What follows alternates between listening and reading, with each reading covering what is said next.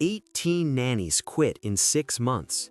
The last one left bleeding, saying she couldn't take another day with that 1-year-old. Every professional with every degree failed.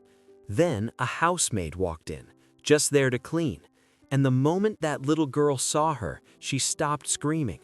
No one could explain what happened next. The Harris penthouse in Boston smelled like death. Not literal death, but close. Grief, silence, a family barely breathing.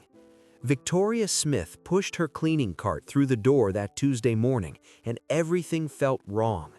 The agency said, "Don't ask questions. Stay away from the 3rd floor." She nodded. Then she heard it. A child screaming, not anger, terror. Victoria froze at the stairs. She'd lost her little brother years ago. She knew that sound. She went up. Through the door, she saw a nanny quit, saw blood, saw a little girl in the corner, shaking, desperate. Victoria stepped inside. The girl looked up. The screaming stopped. "Get out!" A man's voice, broken. James Harris stood there, hollow, wrecked. When his daughter saw him, she cried, "Dad, I go!" He looked destroyed. Victoria turned to leave, but the little girl reached out her small hands toward Victoria. James froze. She hadn't done that for him in months. But before we begin, like this video, subscribe, and tell me where in the world you're watching from. Sometimes, God sends the broken ones to heal the broken. James sat down on the edge of the couch. He looked like he hadn't slept in weeks, maybe longer. His hands were shaking. "My mother said you were in Valerie's room yesterday," he said, quietly. "She said my daughter stopped crying when she saw you." Victoria stood near the doorway, still holding her cart handle. "Yes, sir." "Is that true?" His voice cracked on the word true, like he was afraid to hope. "She calmed down," Victoria said carefully. "I just sat with her." James pressed his hands to his face, took a breath. When he looked up, his eyes were red. 18 nannies, he said. 18 certified professionals in 6 months. Every single one quit. The last one lasted 2 days. She left yesterday with bite marks on her arm, saying, "My daughter was..." He stopped, couldn't finish. Victoria stayed quiet. "The doctors say there's nothing wrong, no medical reason. They say she's just difficult, strong-willed, that she'll grow out of it," he laughed. But there was no humor in it, just pain. "My wife died 9 months ago," he said. "Car accident. Valerie was 3 months old, and ever since my daughter screams like she's being torn apart. She bites, she hits, she won't let anyone hold her, won't sleep, won't eat unless we force her." His voice dropped to a whisper.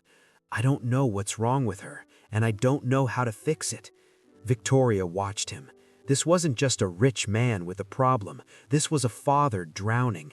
"Yesterday," James continued, "for the first time in months, my daughter reached for someone. Not me, not the nannies, you." He looked at Victoria like she was the only answer he had left. "I don't know what you did. I don't know why it worked, but I'm begging you." His voice broke completely. "Help me, please. I'll pay you anything. Triple your salary. More. I don't care. Just help me reach my daughter before I lose her completely." Victoria's throat tightened. She wasn't a nanny. She wasn't trained for this. But she'd seen something yesterday that no one else seemed to see. That baby wasn't difficult. She was terrified. "Mr. Harris," Victoria said slowly. "I'm just a housekeeper. I don't have degrees or certifications." "I don't care about degrees," James interrupted. His eyes were desperate. "The certified people made it worse. Maybe she needs someone who just sees her." Victoria hesitated. "If I try this," she said, "you have to let me do it my way. Anything. No schedules, no forcing. I follow her lead." James nodded immediately. "When can you start?" "Today," Victoria said. Relief flooded his face. But as Victoria followed him toward the stairs, one thought burned in her mind. What had she just agreed to? And what was really wrong with that baby? The playroom was too perfect. Custom-painted walls, toys that cost more than Victoria made in a month. Everything a child could want. but Valerie sat in the corner, gripping that blue scarf, staring at nothing. Victoria set her cleaning supplies outside the door and walked in slowly. The baby's eyes tracked her movement, wary, waiting. "Hey, sweetheart," Victoria said softly. "Remember me?" Valerie didn't move. Victoria sat down on the floor. Not close, just present. For 10 minutes, neither of them spoke. Then Valerie shifted, looked at Victoria, looked at the scarf in her hands. "Mama," she whispered. Victoria's chest tightened. "That was your mama's?" The baby nodded, pulled the scarf closer to her face. Victoria noticed something. Then the way Valerie's eyes kept drifting to the doorway, like she was watching for someone, afraid someone would come. "Is someone coming to take it away?" Victoria asked gently. Valerie's whole body tensed. She clutched the scarf tighter. That's when Victoria understood. Someone had been trying to take it from her. "No one's going to take it," Victoria said quietly. "It's yours. You can keep it." Valerie stared at her, testing, searching her face. Then slowly, so slowly, she crawled toward Victoria. Not all the way, just close enough to be near. Victoria stayed still, didn't reach, didn't grab, just let the baby decide. Valerie sat down 2 feet away, the scarf pressed to her cheek, and for the first time in months, she didn't scream. Downstairs, James stood in his study doorway, watching the monitor on his phone, live feed from the playroom camera. His daughter was sitting peacefully next to a woman she'd met yesterday, not screaming, not biting, not throwing things, just sitting. He wanted to go up there, wanted to see it with his own eyes, but something stopped him. Fear, maybe, or guilt. Because the truth was, every time he walked into that room, Valerie screamed louder. Every time she saw his face, she cried like he was the one hurting her. He told himself it was grief, that she associated him with losing her mother. But deep down, James knew it was more than that. He just didn't know what. His phone buzzed. A text from his mother. "We need to talk about this arrangement. Call me." James deleted it. He wasn't letting anyone interfere. Not this time. Not when someone had finally reached his daughter, even if that someone was a stranger, even if he didn't understand why it worked. Upstairs, Victoria noticed something else. Valerie kept touching her ear, rubbing it, wincing slightly. "Does your ear hurt, baby?" Valerie looked up at her with those wide brown eyes and nodded. Victoria stayed with Valerie for 3 hours that first day. When the baby finally fell asleep on the floor, still clutching the scarf, Victoria went downstairs. James was in his office, staring at paperwork he wasn't reading. "Mr. Harris? Is she okay?" "She's sleeping," Victoria said, "but I need to ask you something." Has anyone checked her ears recently? His face went blank. Her ears? She kept touching her left ear, rubbing it. She winced when I got close to that side. James stood up. The pediatrician saw her 2 weeks ago, said everything was fine. Did they check her ears specifically? He hesitated. I don't know. I wasn't there. The nanny took her. Victoria watched his face change, guilt settling in. She might have an ear infection, Victoria said gently. That could be part of why she's been so upset. James grabbed his phone, started dialing. "I'll call the doctor right now. Get her in today." "Good," Victoria said. But as she turned to leave, James spoke again. "Victoria." She stopped. "Thank you," he said quietly, "for seeing what everyone else missed." The doctor's appointment was at 4. Victoria offered to come, but James said he needed to do this himself. She waited in the penthouse, cleaning, listening. When they came back 2 hours later, James looked pale. He was carrying Valerie, who was crying softly against his shoulder. "Severe ear infection," he said, voice tight, both ears.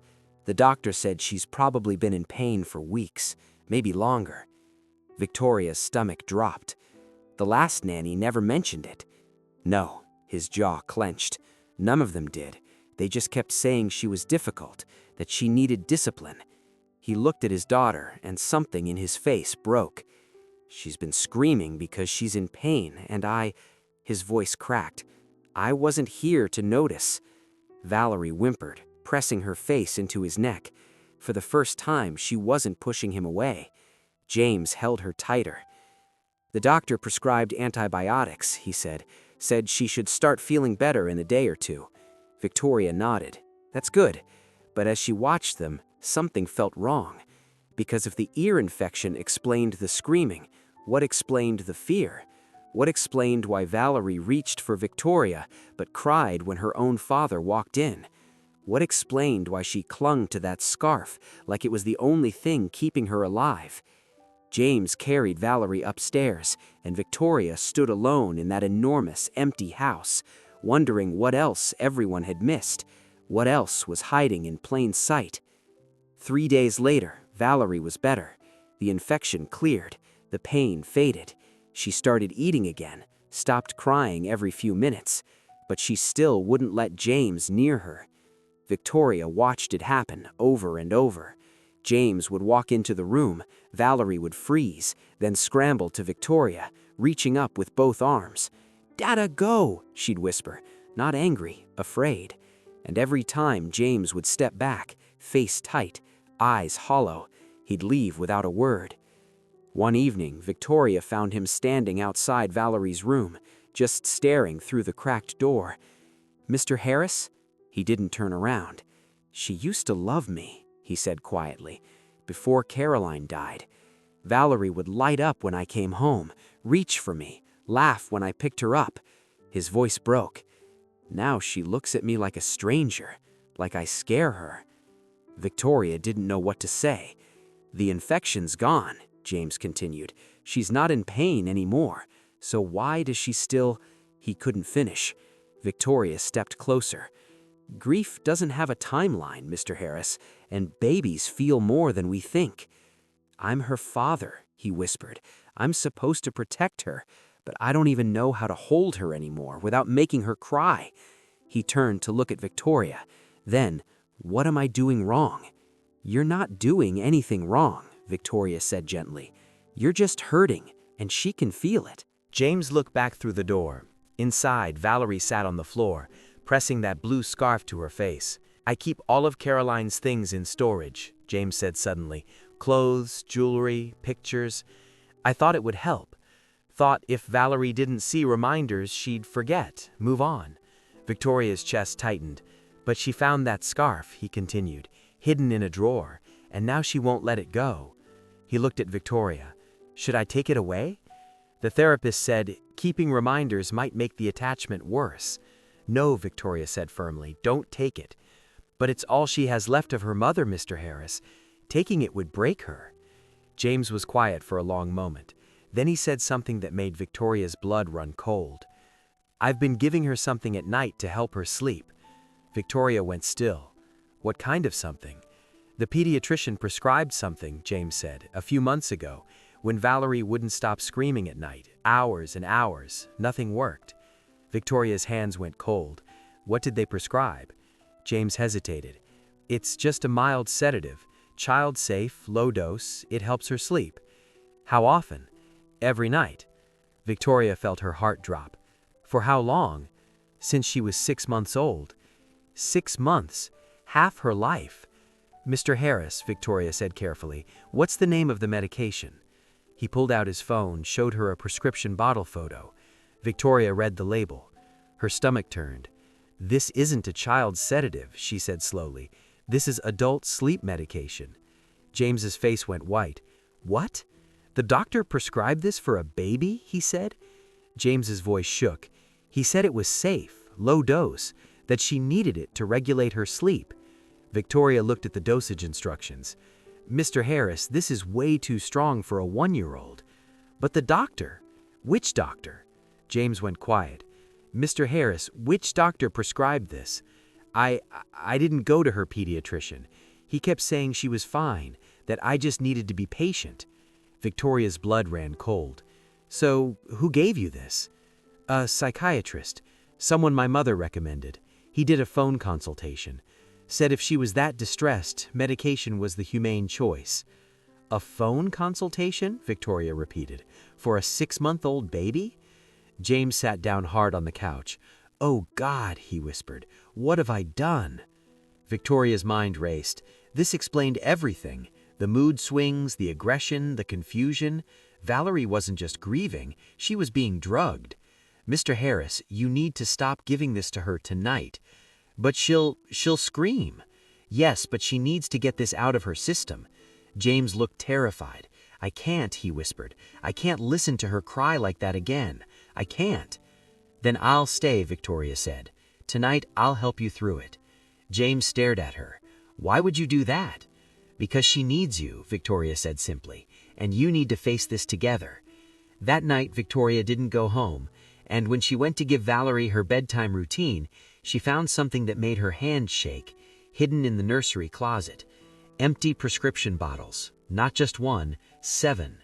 Victoria held the bottles in her shaking hands.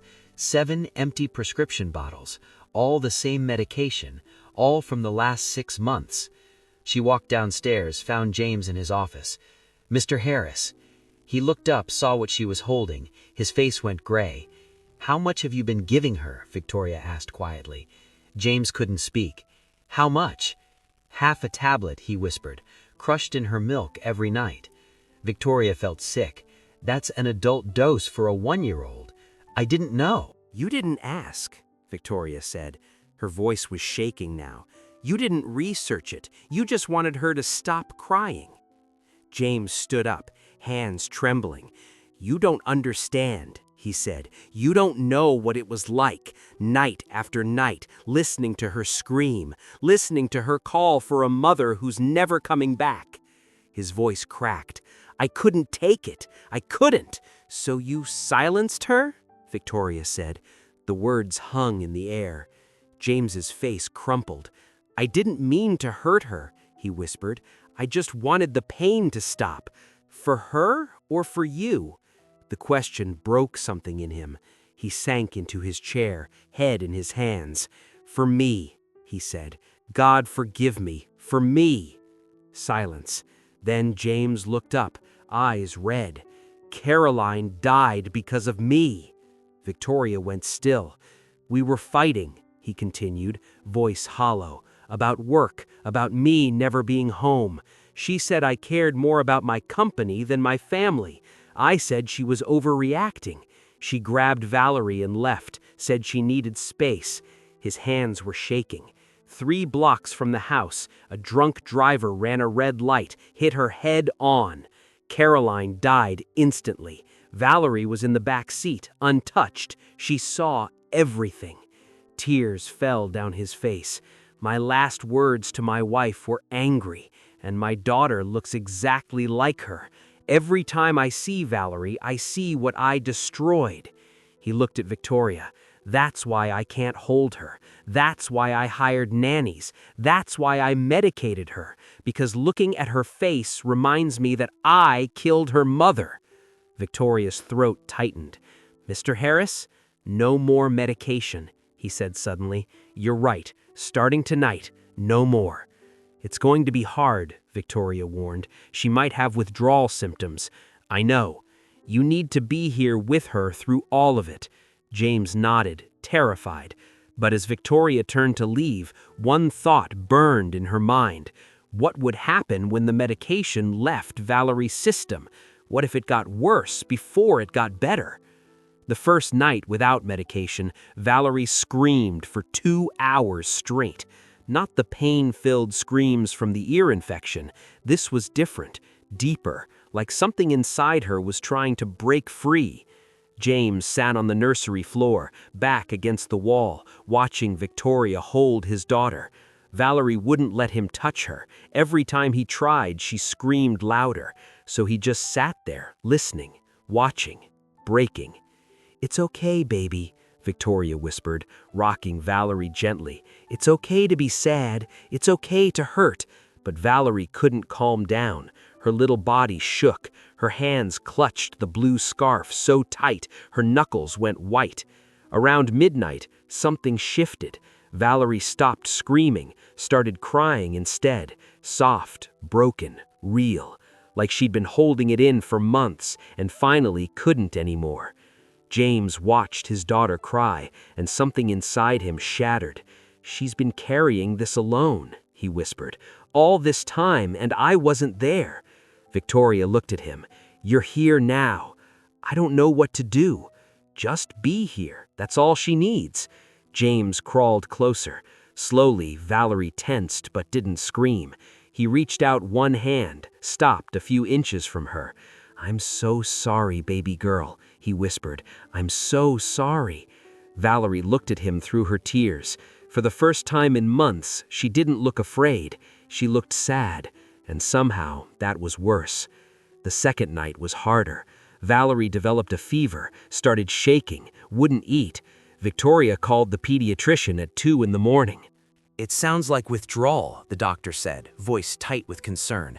"How long was she on the medication?" 6 months. Silence on the other end. "Bring her to the ER now." James carried Valerie to the car, her small body limp against his chest. Victoria rode with them, and as they sped through empty Boston streets, James whispered one thing over and over. "Please don't let me lose her. Please, not her too." The ER doctor's face said everything. "Mr. Harris, this medication should never have been prescribed to an infant. The levels in her system—" She paused. "Another few months and we'd be looking at permanent damage. Liver, kidneys, neurological." James went white. "Is she—" "She'll recover physically, but she needs to be monitored. And Mr. Harris," the doctor's voice hardened, "Child Protective Services will need to be notified." The words hit like a gunshot. James looked at Victoria, then at his daughter, hooked up to monitors and IVs, and whispered, "I deserve that." Valerie stayed in the hospital for 2 days. James never left her side. He slept in the chair next to her bed, held her hand while she slept, watched every monitor like his life depended on it. Victoria came every morning, and slowly something changed. On the second morning, Valerie woke up and didn't cry when she saw her father. She just looked at him. James froze. "Hey, baby girl," he whispered. Valerie blinked, stared at his face, then reached out one small hand. James took it, tears falling. "I'm here," he said. "Daddy's here." And for the first time in 9 months, Valerie didn't pull away. The social worker came that afternoon. Her name was Mrs. Chen, not the agency director, different woman, older, kind eyes but firm voice. "Mr. Harris, I need to understand what happened here." James told her everything, the grief, the phone consultation, the medication, all of it. He didn't make excuses, didn't try to justify, just told the truth. Mrs. Chen listened, took notes. Then she looked at Valerie, who was sleeping peacefully, the blue scarf tucked under her chin. "Your daughter's been through trauma," she said quietly. "Losing her mother, the medication, the pain. She's going to need therapy, so are you." "I'll do whatever it takes," James said. "I believe you," Mrs. Chen's voice softened, "but belief isn't enough. You need to show up every day, even when it's hard." James nodded. "I will." Mrs. Chen stood to leave, paused at the door. "Mr. Harris, grief makes us do things we never thought we'd do. It doesn't make you a bad father, but hiding from it almost cost you your daughter." She glanced at Victoria, who sat quietly in the corner. "You're lucky someone saw what you couldn't." That night, the hospital released Valerie. James carried her to the car. Victoria walked beside them. When they got to the penthouse, James stopped at the door. "Victoria, I need to ask you something." She turned. "Stay," he said. "Not as a housekeeper, as family. Help us figure this out, please." Victoria looked at Valerie, asleep in her father's arms, then at James, broken but trying. "I'll stay," she said quietly, "as long as you both need me." James's eyes filled with tears. "Thank you." But as they walked inside, Victoria noticed something. Valerie's grip on the scarf had loosened just slightly, like maybe for the first time she was starting to feel safe enough to let go. Or maybe something else was coming, something none of them were ready for. 3 weeks later, everything looked different. Not perfect, but different. James reduced his work hours, started coming home at 5. Had dinner with Valerie every night. At first, she still tensed when he walked in, but Victoria showed him something simple. "Sit on the floor," she said at her level. "Let her come to you." So he did. Every evening, James would sit on the nursery floor and wait. And slowly, so slowly, Valerie started crawling toward him. First, just to grab a toy near him, then to sit beside him. Then, one night, she climbed into his lap, pressed her face against his chest, and whispered, "Dada." James held her and cried. The therapy helped too, a grief counselor who specialized in babies and young children. She taught James how to talk about Caroline, how to show Valerie pictures, how to say "Mama's in heaven" without falling apart. She taught him that grief wasn't something to fix, it was something to carry together. One Saturday morning, James did something he'd been avoiding for 9 months. He brought out a photo album, sat with Valerie on the couch. "This is Mama," he said softly, pointing to a picture of Caroline holding newborn Valerie. "She loved you so much." Valerie touched the photo, looked at the blue scarf in her other hand. "Mama," she whispered. "Yes, baby, that was Mama's scarf, and it's okay to keep it. It's okay to remember her." Valerie looked up at him with those big brown eyes and smiled. Small, sad, but real. Victoria watched from the kitchen doorway. This family didn't need her anymore, not the way they had. They were healing, learning to be a family again. James saw her standing there. "You're not leaving, are you?" he asked quietly. Victoria smiled. "Not leaving, just stepping back. You're doing fine now. We wouldn't be here without you." "You would have found your way," Victoria said. "You just needed someone to sit with you in the dark until you could see again." James stood, still holding Valerie. "You gave me back my daughter, and she gave me back to myself." Valerie reached toward Victoria. "Tori!" Victoria came closer, kissed the baby's forehead. "You're so brave, sweet girl. So, so brave." Months later, on what would have been Caroline's birthday, they planted a tree. In the small garden behind the penthouse, a magnolia, Caroline's favorite. James held Valerie as they stood beside it. The blue scarf was tied gently around one of the branches, Valerie's idea. "Mama's tree," she said. "Yes, baby, Mama's tree." Valerie looked up at the sky, then back at her father. "Dada here?" "Yes, sweetheart, Daddy's here. I'm not going anywhere." She smiled, rested her head on his shoulder, and for the first time since Caroline died, James felt something he'd thought he'd lost forever. Peace. Not because the pain was gone, but because he'd finally learned to carry it, and he wasn't carrying it alone. Sometimes healing doesn't come from doctors or degrees. Sometimes it comes from someone willing to sit in the pain with you, someone who sees you when you can't see yourself, someone who reminds you that broken things can still be beautiful, and that love, real love, doesn't run from grief. It walks through it together.